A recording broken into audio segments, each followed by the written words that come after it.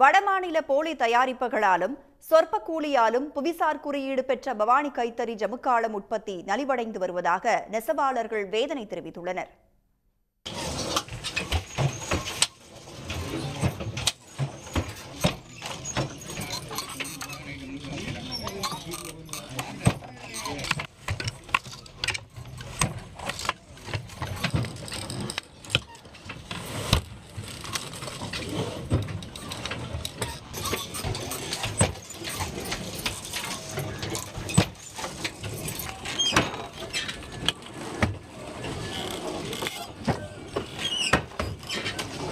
இடுப்பளவு குழிக்குள் இறங்கி கால் கடுக்க கட்டைகளை மிதித்து கைகள் நோக பாவு நெய்து மிக கவனத்துடன் செய்யப்படுகிறது பவானி ஜமுக்காலம். வழக்கமான கைத்தறி கூடங்களைப் போல் இல்லாமல் பிரத்யேக குழித்தறிகளில் பாரம்பரியமிக்க ஜமுக்காலம் தயாரிக்கப்படுகிறது. பவானி ஜமுக்காலம் பார்த்திங்கன்னா பாரம்பரியமிக்க ஒரு தொழிலாக நாங்கள் பண்ணிகிட்ருக்கோம். இது கடந்த ஒரு 50-60 ஆண்டுகளாக நாங்கள் பண்ணிகிட்ருக்கோம். இதில் கைத்தறியில் மட்டுமே நாங்கள் இதை தயார் பண்ணிகிட்ருக்கோம். கைத்தறியில் தயார் பண்ணக்கூடியது நெய்யக்கூடிய நெசவாளர்கள் பார்த்திங்கன்னா தங்களுடைய கை கால்களை எல்லாமே அசைச்சு வயிற்று வரைக்கும் அந்த படம் மரங்கிற இதை வச்சு நம்ம பண்ணிகிட்ருக்கோம். பல நூறு ஆண்டுகளுக்கு முன் பவானி ஆற்றங்கரையில் வளர்ந்த ஜமுக்கு என்ற கோரை புற்களில் இருந்து உருவான பவானி ஜமுக்காலத்திற்கு இந்தியா மட்டுமின்றி அமெரிக்கா, ஐரோப்பிய, ஆசிய நாடுகளிலும் நல்ல வரவேற்பு உள்ளது. இதனால் இதற்கு புவிசார் குறியீடு வழங்கப்பட்டுள்ளதுடன் விசைத்தறிகளில் பவானி ஜமுக்கால ரகத்தை நெய்வதற்கு அரசு தடை விதித்து கைத்தறி பட்டியலில் வைத்துள்ளது. பவானி சுற்று வட்டாரத்தில் 20,000 பேருக்கு மேல் நெசவு செய்து வந்த நிலையில் இன்று சில 100 பேர் மட்டுமே உள்ளனர்.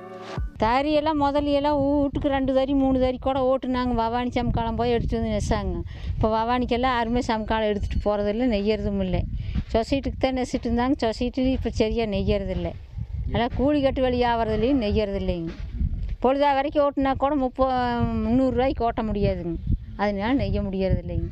எல்லாம் வெளி வேலைக்கு போகிறாங்க. கரும்பு வெட்டுக்கு, போக்குவரத்துக்கு, எந்த வேலைக்கு வேணாலும் போகிறாங்க வெளி வேலைக்கு. கைத்தறி நெய்யும் போது கூலி கட்டுப்படி ஆகாத கூலியாக இருக்குது.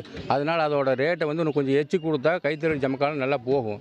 அதுக்கு கவர்மெண்ட் அதுக்கு என்னென்ன சப்போர்ட் பண்ண முடியுமோ அது பண்ணணும். அதே மாதிரி நார்த்திலிருந்து வர பவர்லூம் ஜமுக்காலத்தை தடுத்து நிறுத்தினா இந்த கைத்தறி மேல் மேலும் நடக்கும். அதே மாதிரி ஒரு லேபருக்கு மேக்ஸிமம் ஒரு டெய்லி ஒரு 500 ரூபா சம்பளம் வாங்குற மாதிரி இருந்தால் வெளியில் வேலைக்கு போனவங்கெல்லாம் திருப்பி கைத்தறிக்கு வருவாங்க. இந்நிலையில் மராட்டிய மாநிலம் சோலாப்பூரில் விசைத்தறிகளில் தயாரான ஜமுக்காலத்தை கொண்டு வந்து பவானி கைத்தறி ஜமுக்காலம் என்ற பெயரில் விற்பனை செய்யப்படுகிறது.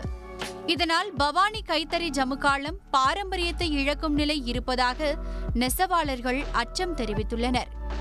எனவே கைத்தறி ரக ஒதுக்கீட்டு சட்டத்தை கடுமையாக அமலாக்கி வடமாநில தயாரிப்புகளான போலி பவானி ஜமுக்காலம் விற்பனையை தடுக்கவும் வலியுறுத்தியுள்ளனர்.